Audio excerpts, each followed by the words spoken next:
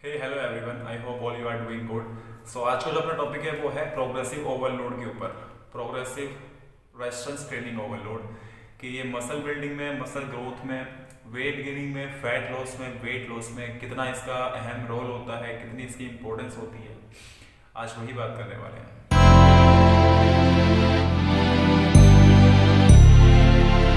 जैसा कि अपना टॉपिक था आज का कि progressive resistance training overload. Resistance training overload मतलब कि आप जो वेट लिफ्ट करते हो, यहाँ पे उसकी बात हो रही है कि आपका जो मसल ग्रोथ फैक्टर है या आपका फैट लॉस है वो कितना फर्क पड़ता है प्रोग्रेसिव ओवरलोडिंग से। प्रोग्रेसिव ओवरलोडिंग मेरे ख्याल से आप लोगों ने सुना होगा, ये वर्ड क्या होता है, इसका मीनिंग क्या होता है, बट इतना डीपली नहीं पता होगा, या फिर पता भी होगा तो आप उसको कंटिन्यूटी में फॉलो नहीं कर सकते हो, या फिर थोड़ा आलस आ जाता है, या फिर चाहते हो बट कर नहीं पाते हो। ठीक है, आपको अगर सिंपल टर्म में ये समझाऊं कि प्रोग्रेसिव ओवरलोड क्या होता है और मसल बिल्डिंग में इसका कितना ज़्यादा इफेक्ट है, ये आप सोच भी नहीं सकते कि प्रोग्रेसिव ओवरलोड ही एक फैक्टर है, एक इकलौता फैक्टर है जिसका मसल बिल्डिंग में ही, मसल बिल्डिंग का अगर बिल्डअप करना या फिर अगर साइज बढ़ना या मसल्स का ग्रो करना, इसके पीछे केवल एक ही रीज़न है, वो है प्रोग्रेसिव ओवरलोड। ठीक है, मतलब टाइम के साथ साथ लोड बढ़ाते जाओ बॉडी पे, लोड बढ़ाते जाओ बॉडी पे टाइम के साथ साथ, वही होता है प्रोग्रेसिव ओवरलोड। ठीक है, अब इसको समझते हैं रेजिस्टेंस ट्रेनिंग में इसका काम कैसे होता है। कि ठीक है, जैसे कि आपको मैं एक एग्जांपल देता हूँ कि अगर एक आपके पास 10 हॉर्स पावर की कोई मोटर है, ठीक है, आप उसमें कोई लोड दोगे 12 हॉर्स पावर का, तो क्या होगा, मोटर का फट जाएगी, जल जाएगी, ठीक है, एक्सप्लोड हो जाएगा मोटर के अंदर। बट अगर ह्यूमन बॉडी के अंदर आप, फॉर एग्जाम्पल कि आप ह्यूमन बॉडी के अंदर 10 हॉर्स पावर हो, ठीक है, 10 हॉर्स पावर की आपके अंदर पावर है, अगर आप उसमें लोड दोगे 12 हॉर्स पावर का, तो क्या होगा, इवेंचुअली वो टाइम के साथ साथ बड़ी होगी, स्ट्रॉन्ग होगी, साइज बड़ा होगा, स्ट्रॉन्ग होती जाएगी इवेंचुअली टाइम के साथ साथ। ऐसा नहीं कि आपने आज ही लोड दिया, ठीक है, और आपने आज ही साइज बिल्ड कर लिया, फिर आज ही स्ट्रॉन्ग बन गए। ठीक है, ऐसा तो नहीं कि फट जाएगा आपका हाथ, या फिर आप किसी बॉडी पार्ट को लगा रहे हो, आपकी उतनी लिमिट नहीं थी, आपने हल्का सा उससे एक्सीड कर दिया तो आपका वो बॉडी पार्ट कोई जल नहीं जाएगा, कोई फट नहीं जाएगा। ठीक है, टाइम के साथ साथ इवेंचुअली वो बड़ा होता जाएगा, साइज बढ़ता जाएगा, एंड वो स्ट्रॉन्गेस्ट पार्ट में आपका गिना जाएगा बाद में। इसलिए कहते हैं मसल मेच्योरिटी, मसल मेच्योरिटी हमेशा टाइम के साथ आती है। ऐसा नहीं कि आपने 2 या 3 दिन में जाके मसल अपनी मैच्योर करनी, मसल आपकी उतनी हैबिचुअल हो चुकी है कि वो बहुत जल्दी उस लोड को अडेप्ट कर ले, टाइम लगता है। इसलिए हमारा नर्वस सिस्टम बनाया गया है, नर्वस सिस्टम के पास जब मैसेज जाता है, क्योंकि हम ही बताते हैं इस चीज़ को कि हम एक्सरसाइज कर रहे हैं, वो किस चीज़ के लिए कर रहे हैं। ठीक है, जैसे कि आपको मैं एग्जांपल दूं कि आपने एक रूटीन बना रखा है पूरे वीक का कि आपको इस दिन ये लगाने हैं, ये वाली स्प्लिट करनी है, चाहे पुश पुल कर रहे हो, चाहे आप particular muscle particular day hit कर रहे हो, या फिर आप कैसे भी कर रहे हो। ठीक है, अगर आप मान लो कोई वेट लेते हो, फॉर एग्जांपल 80 kg लगाते हो बेंच प्रेस में, ठीक है, आपने पहले वीक लगाया 80 kg, आपने उसमें रेपिटेशन निकाली सेल्फ में 10 या 12, आपको नेक्स्ट वीक उसी वेट में, मैं बता रहा हूँ प्रोग्रेसिव ओवरलोड कहाँ पे यूज़ होता है और कैसे यूज़ होता है। अब आप जब भी उसको चेस्ट मसल को नेक्स्ट वीक हिट करोगे,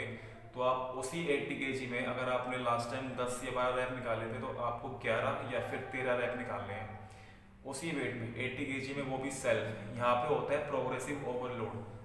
ठीक है, अब बॉडी को इसे अडेप्ट करना पड़ेगा, अडेप्ट करेगी बॉडी इवेंचुअली, तो आपका साइज भी बिल्डअप होगा, आपकी मसल बिल्डअप होगी, और आप स्ट्रॉन्ग भी बनोगे। ठीक है, तो आपको वेट वही रखना है 80 kg, आपको रेपिटेशन बढ़ाने हैं। अगर आपको रेपिटेशन नहीं बढ़ाने तो आप 80 का 82.5 या फिर 85 kg करके सेम रेपिटेशन जो आपने लास्ट वीक लगाए थे 10 या 12, वो भी लगा सकते हो, वो भी एक तरीके से प्रोग्रेसिव ओवरलोड के अंदर ही गिना जाएगा। और अगर कोई लोग कहते हैं कि आपको फैट लॉस करना है तो आप रेपिटेशन एक्स्ट्रा मारो, रेपिटेशन ज़्यादा मारो, और वेट जो है वो कम रखो, ऐसा कुछ भी नहीं होता, फालतू के सब वही फैला रखे। ठीक है, जो मैं समझ रहे हो आप प्रोग्रेसिव ओवरलोड अगर करोगे ना, चाहे वो रेपिटेशन 20 हो, चाहे वो रेपिटेशन 25 हो,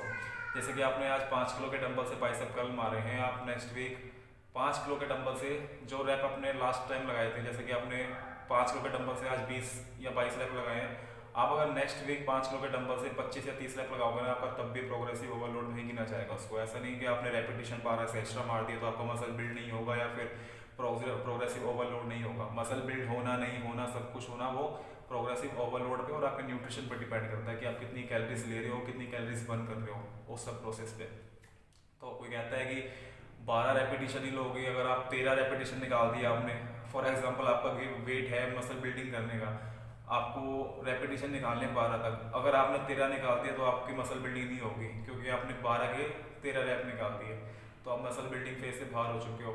ऐसा कुछ भी नहीं होता जब तक आप अपनी बॉडी को प्रोग्रेसिव ओवरलोड करते रहोगे, चाहे रेपिटेशन 20 हो चाहे रेपिटेशन 200 हो। लास्ट वीक से ज़्यादा लगाना है आइदर इन द वेट और आइदर इन द रेपिटेशन। अगर आप प्रोग्रेसिव बढ़ा रहे हो उस चीज़ को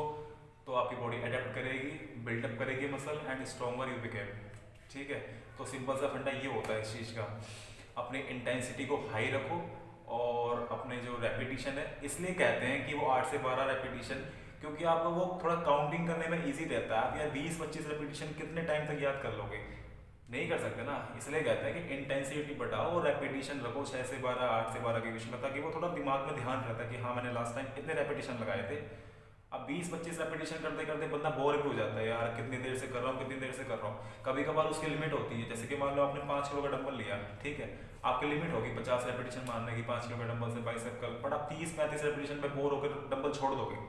आपने वो फेलियर तक गए ही नहीं, सारे मसल फाइबर को रिक्रूट ही नहीं किया उस चीज के अंदर, तो कहाँ से मसल बिल्डअप होगा। इसलिए कहते हैं कि वेट हैवी लो,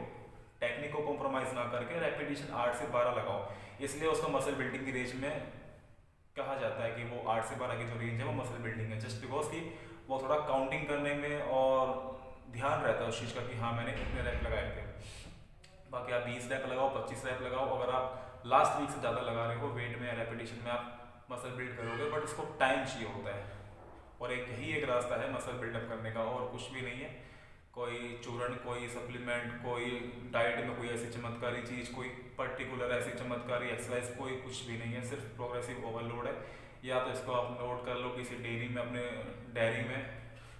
वर्कआउट के टाइम पे आप जब भी कोई सेट लगा रहे हो नोट कर लो, या अपने फ़ोन में कर लो, या आपका माइंड इतना स्ट्रॉन्ग हो कि आपको ध्यान रह सके कि मैंने लास्ट वीक ये लगाया था और मुझे अब ये लगाना है। उस वेट से कम मत करो, बढ़ाना है तो ठीक है, उतने पे ही रखना है कुछ टाइम के लिए तो ठीक है, उस वेट से कम मत करो। तो आई होप आपको समझ आया होगा क्या है क्या नहीं है, और थैंक यू सो मच।